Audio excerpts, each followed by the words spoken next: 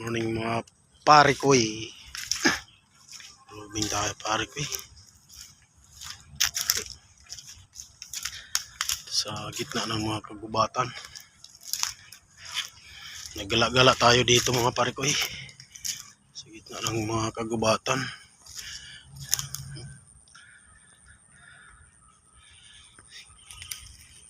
Ang gubat.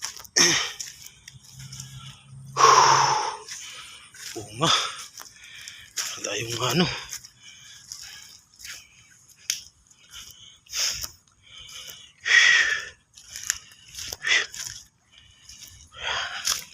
Thank you Lord.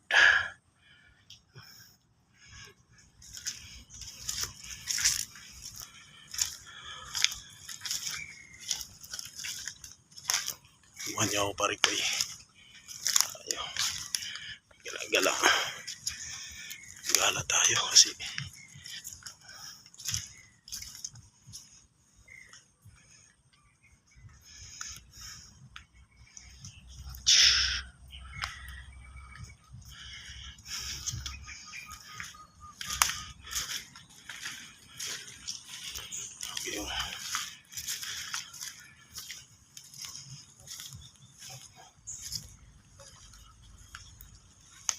dati mga paro nag-aaral kami,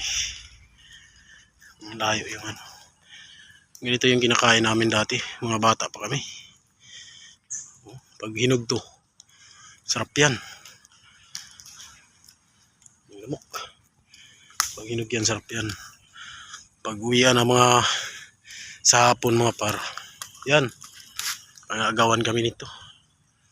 Sarap to. Ano to siya? Bali ganitong mga klase, parang dalawang klase ata to, tatlo.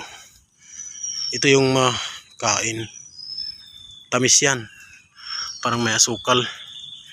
Ito siya, parang may asukal yan.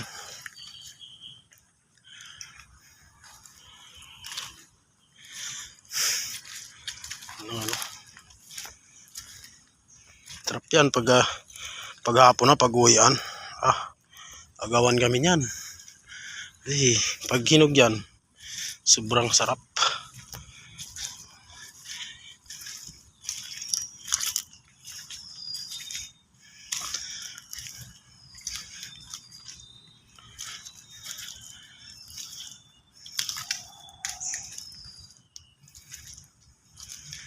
Sobrang sarap talaga yan.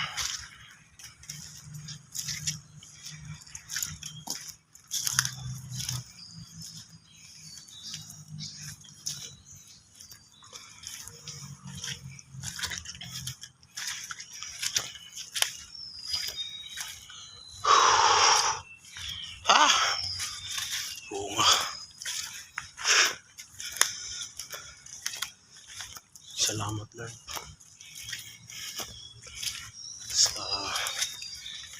paggabay sa araw-araw.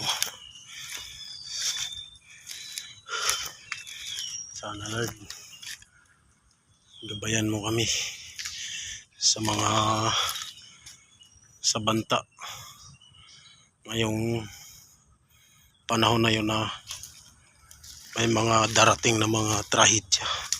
Sana po Lord iiwas mo kami ngayong tuig.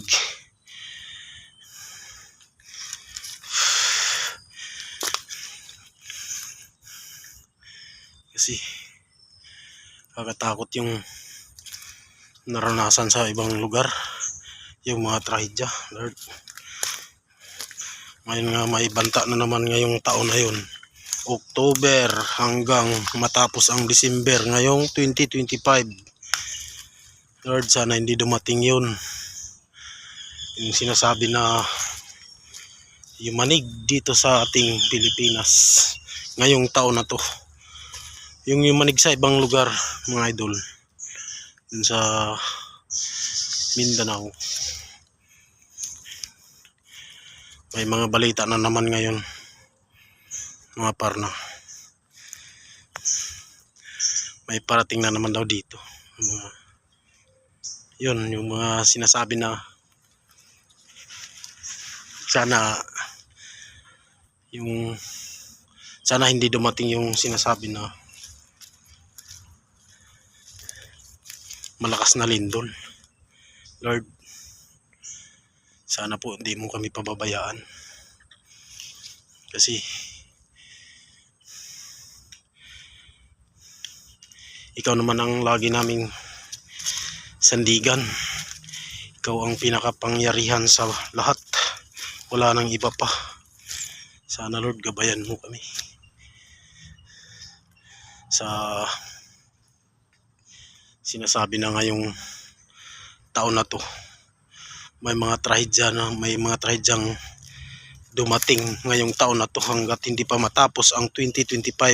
October na ngayon mga pare.